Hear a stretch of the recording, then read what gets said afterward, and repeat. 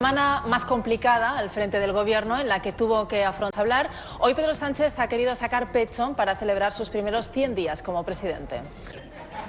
Sánchez ha celebrado esta efeméride en un acto llamado Avanzar. Eso sí, su propuesta estrella ha sido otra que podría cambiar sustancialmente la política española: el fin de los aforamientos. Más allá del anuncio, se conocen pocos detalles de esta propuesta de acabar con los aforamientos. En España hay actualmente casi 18.000 aforados. La reforma de la Constitución que plantea Pedro Sánchez los miembros de la Casa Real. La medida anunciada hoy por Pedro Sánchez ha obligado al resto de partidos a posicionarse. Además, han solicitado que cualquier modificación de la Constitución se someta a referéndum. Hoy Albert Rivera presumía de esta votación y se mostraba así de eufórico por el papel que a su juicio ha desempeñado Ciudadanos en este debate. Más compleja es la postura del Partido Popular. Hoy su secretario general, Teodoro García, ha recordado la propuesta de su partido, acusando al presidente de haberla copiado. García, sin embargo, ha criticado el anuncio de Sánchez con este argumento.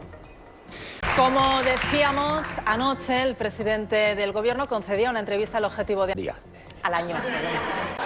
Pero la gran estrella de la entrevista de Pedro Sánchez fue, como cabía esperar, su tesis doctoral. Pedro Sánchez calificó toda esta polémica de simple ruido generado por la oposición para desgastarle y volvió a asegurar que ni plagió su tesis ni recibió ningún trato de favor.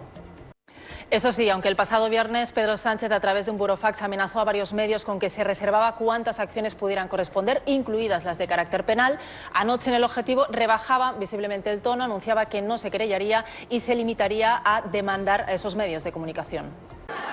Lo cierto es que resulta llamativa la evolución de algunos medios en todo el desarrollo de la polémica sobre la tesis de Pedro Sánchez, y muy especialmente la del diario más beligerante en este asunto, ABC. Sábado, después de que se hiciera pública la tesis del presidente y pasara por el filtro de varios programas especializados en detectar el plagio, bien, en realidad ABC sí ha seguido hablando de la tesis de Pedro Sánchez, eso sí, desplazándolo ya a las páginas interiores. De hecho, su director, Bieito Rubido, esta mañana, en los desayunos de Televisión Española, volvía a afirmar que Pedro Sánchez había plagiado, basándose en los análisis de algunos programas informáticos especializados en detección de plagios.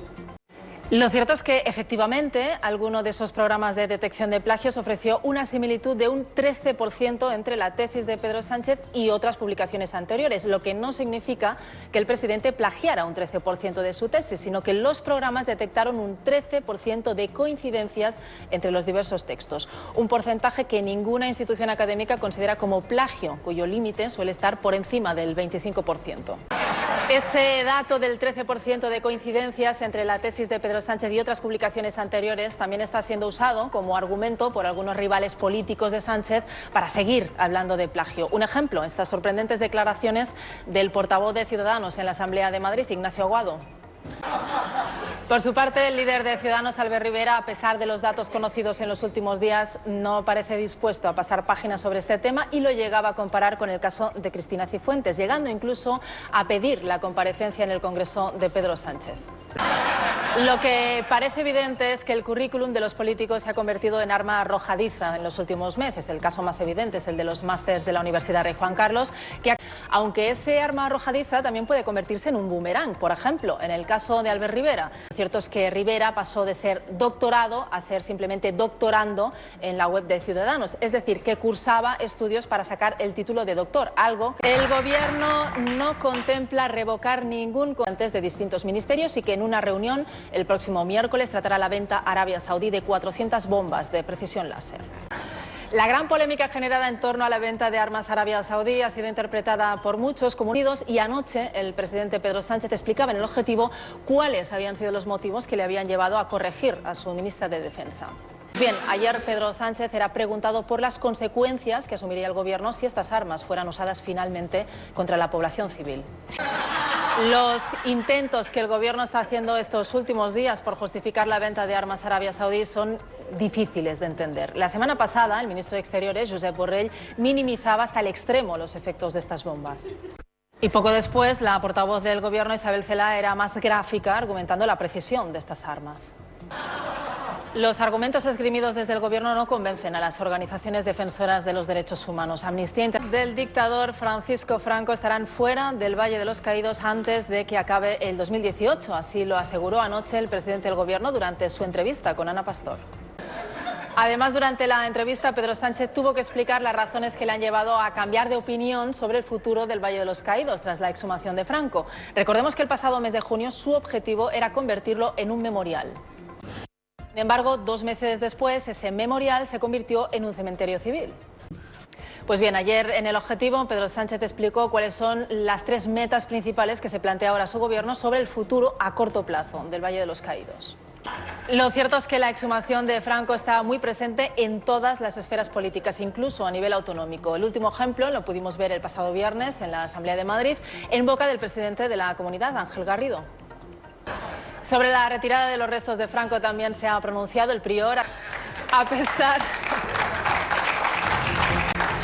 Como decía, a pesar de las críticas, el Gobierno continúa profundizando en el desarrollo de la memoria histórica. El Ministerio de Defensa ha dado los recientes casos de corrupción en la Universidad Española han puesto de manifiesto la necesidad de limpiar y depurar una institución cada vez más desprestigiada. Últimamente son muchas las voces que reclaman medidas para limpiar su imagen y la de sus estudiantes. Es el caso de Gloria Molero, periodista de 23 años que cursó un máster en la Universidad Rey Juan Carlos y que ha iniciado una campaña en change.org con privilegios que contrastan escandalosamente con el esfuerzo que se exige al resto de estudiantes. Más allá de las irregularidades en los másters de los políticos, es el modelo universitario español el que está siendo cuestionado.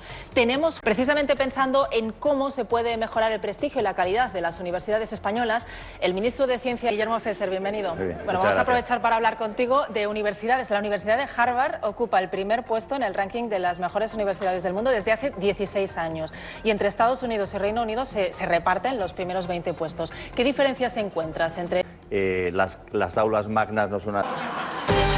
Ignacio González quiere volver a su plaza de funcionario. Le expresa reincorporación a su puesto en el ayuntamiento de la capital. Y no solo ha pedido recuperar su cargo público, también quiere flores frescas en su despacho y 1 litro de leche de unicornio cada mañana. Sí, es un ser imaginario, pero así hace juego con el contrato de su ático de Estepona. La mezquita de Córdoba nunca ha sido propiedad de la Iglesia. Es la recurrir al Tribunal Constitucional la inmatriculación del monumento. Esto demuestra que en la Iglesia hay algo mucho más difícil de creer que las Sagradas Escrituras. Las escrituras de la mezquita. Valtonyc no será extraditado a España. Un juez belga ha decidido que el rapero mallorquín, que huyó a Bélgica después de ser condenado a 3 años y medio de cárcel por enaltecimiento del terrorismo, injurias a la corona y amenazas por el contenido de sus canciones, no debe ser extraditado, ya que entiende que es libertad de expresión y que ninguna de sus letras tiene contenido criminal. Efectivamente, la justicia belga no va a extraditar a Valtonyc por enaltecimiento del terrorismo, pero el Tribunal de La Haya podría condenarlo por un delito mucho más grave, ser rapero.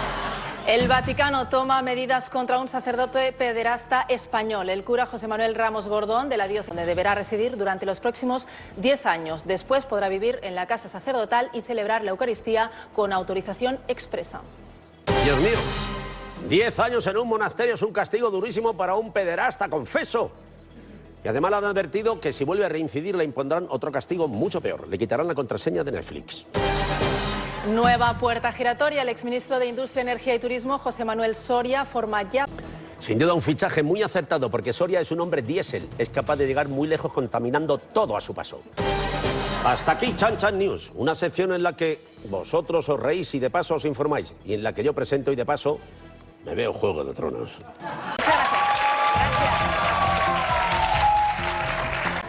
Así que hasta aquí.